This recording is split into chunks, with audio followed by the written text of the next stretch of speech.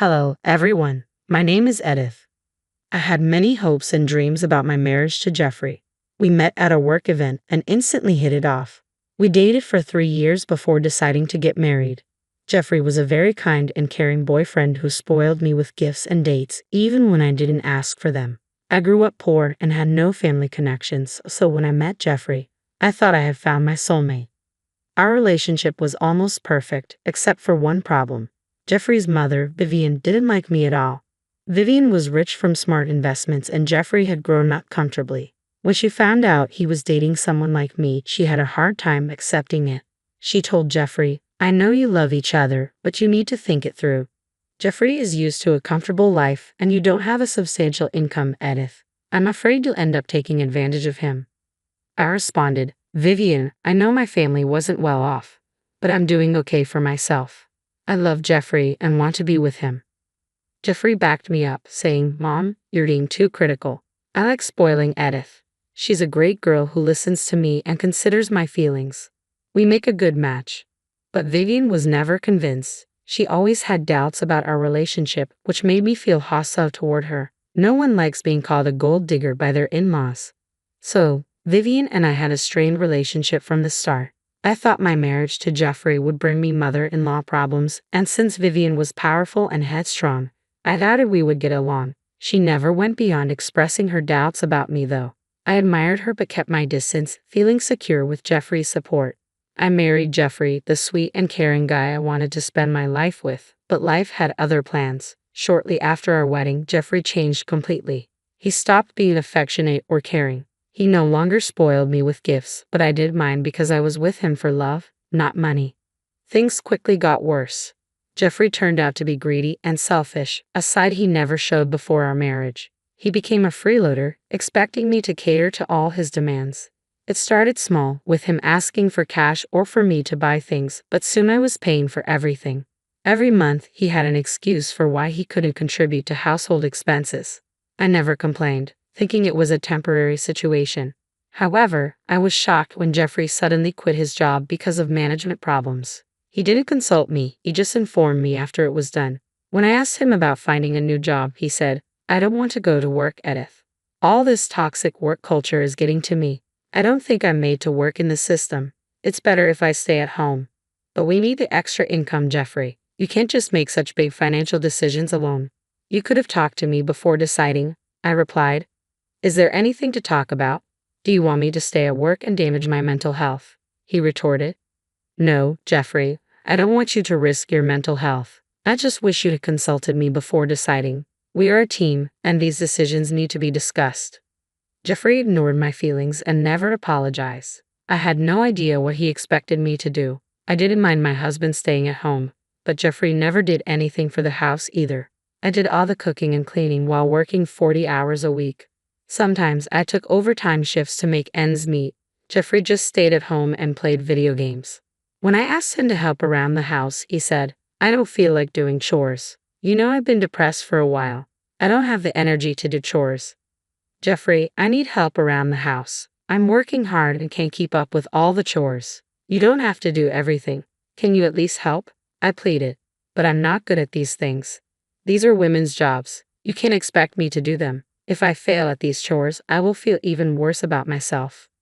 "Jeffrey, if you're having serious mental health problems, you should start therapy. I'll take up a side job to help you. It won't be a problem. I want you to get better," I suggested. "Therapy is for weak people. I don't need therapy. I just want to be left alone." "You're making everything worse by being pushy and annoying," he snapped. Jeffrey didn't even want to go to therapy. Believe me, I tried very hard to convince him. For the longest time, I believed he was depressed. I was so used to seeing the sweet and responsible side of him that I believed all his lies. Slowly, I realized that Jeffrey was okay. He had no problem lounging around the house and playing games. He even went out with his friends every week. Meanwhile, I was working like a slave both at home and at work. I had no time for myself. Jeffrey even stopped showing me any affection. All he did was sit at home and complain. Some of my friends warned me that Jeffrey was using me and becoming abusive. However, I refused to believe them. I still had full faith in the relationship. Somewhere in my mind, I thought the old Jeffrey was still there. I was wrong. I stayed in this situation for 2 whole years. It was a nightmare for me. One day, I got fed up and said, Jeffrey, we can't go on like this. It's been 2 whole years. You need to either help around the house or get a job. I can't do this anymore. I've already told you multiple times that I'm not in the mental space to work. Why can't you just listen? You have been annoying me a lot, he replied. Jeffrey, I have been patient with you for 2 years. You won't even get help for your problems. How will our situation get better? Will it ever get better? I asked. We are pretty good right now. What is your freaking problem? You're managing just fine without my help, he said dismissively. I have zero savings and don't have any time for myself. I had to work like a dog at both the office and home. I couldn't take it anymore. If you don't get help, Jeffrey, I will leave, I said firmly. Good, then leave, he snapped back. You just said you don't have any savings. How will you pay for a lawyer? And if you divorce me, you'll have to pay alimony.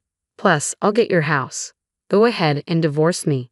At that moment, I realized Jeffrey had trapped me. This was his plan all along. I had never felt so scared and hopeless in my life. All my love for Jeffrey quickly turned into fear. But I was strong-willed. With no family, I knew how to stand up for myself. Instead of cowering in fear, I made a plan to get out. I knew exactly who to turn to for help. The next day, I called Vivian from work and poured my heart out to her. I knew she was more reasonable than Jeffrey and would understand my helplessness. She had raised him single-handedly and didn't take nonsense from anyone. Even though she didn't like me, I hoped she would help. Vivian was furious, but not with me. What the hell, Edith? This is unacceptable. I'm embarrassed by what my son has done. I have no idea how he turned into such a greedy and selfish person. I don't know what to do, I confessed. I don't have anyone nearby. I don't even have a family. You're the only one I can turn to. I'm glad you trusted me enough to tell me, Vivian said. After what my son has done, I'm surprised you don't think badly of me. I have already given you enough reasons to hate me. Don't worry, Edith. I'm on your side. I will do something. Jeffrey has crossed his limits. Thank you so much, Vivian. You have no idea how relieved I am. I felt so alone and stuck after Jeffrey made those threats. Vivian was perfectly capable of handling Jeffrey. Believe it or not, he was actually pretty scared of her. As I said, Vivian didn't take nonsense from anyone and wouldn't shy away from teaching Jeffrey a good lesson. Jeffrey had no idea what was coming for him. I had all my ducks in a row and was just waiting for Vivian to strike. She showed up at our house about 2 weeks after I talked to her. When I came home from work, I saw her sitting in the living room with her luggage. She looked at me and said, "Come here, Edith. We were waiting for you. You must be surprised to see me here." "Yes, it's a pleasant surprise, Vivian. What brings you here?" I asked. "Well, there's been some stuff going on, so I wanted to talk to both of you." "What is it, Mom?" "Tell us immediately," Jeffrey said.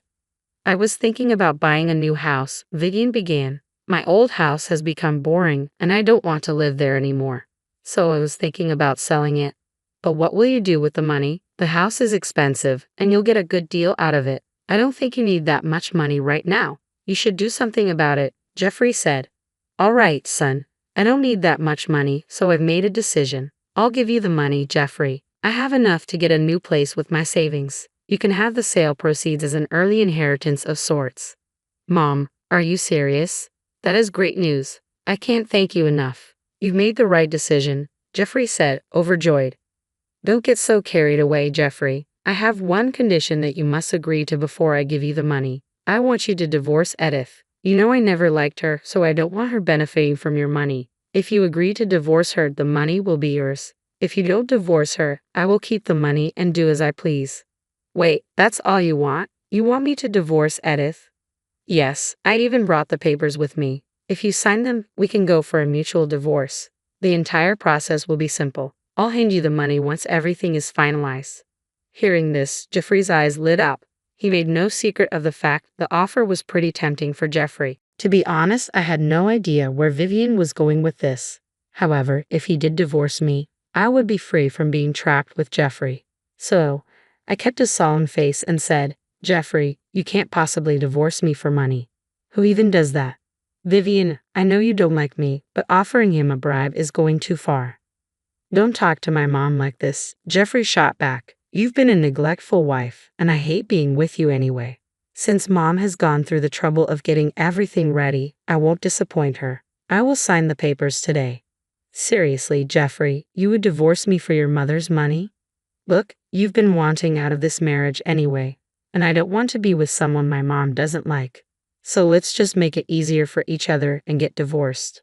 If that's your decision, I have nothing to say. However, I will only sign the papers if you agree to let go of alimony, and I won't be giving you a cent of my savings. Fine, I won't claim alimony or anything else. The alimony would be a small amount anyway. I can get myself a better life with Mom's money. I won't need your meager savings and alimony. Okay then, Vivian, you have your wish. We will sign the divorce papers. Hearing this, Jeffrey quickly took a pen from the table and signed the papers. He also promised to meet with a lawyer the next day to draw up documents for a divorce settlement.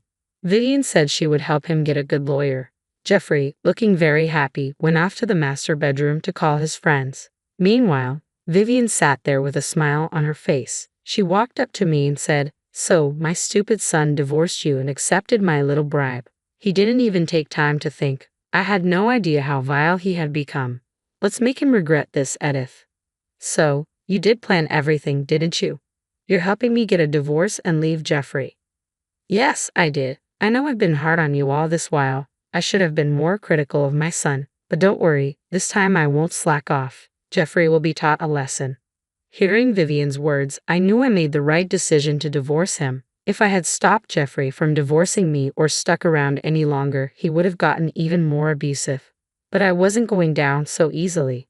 While Vivian made him sign the divorce papers, I made him agree to a divorce settlement that would work in my favor.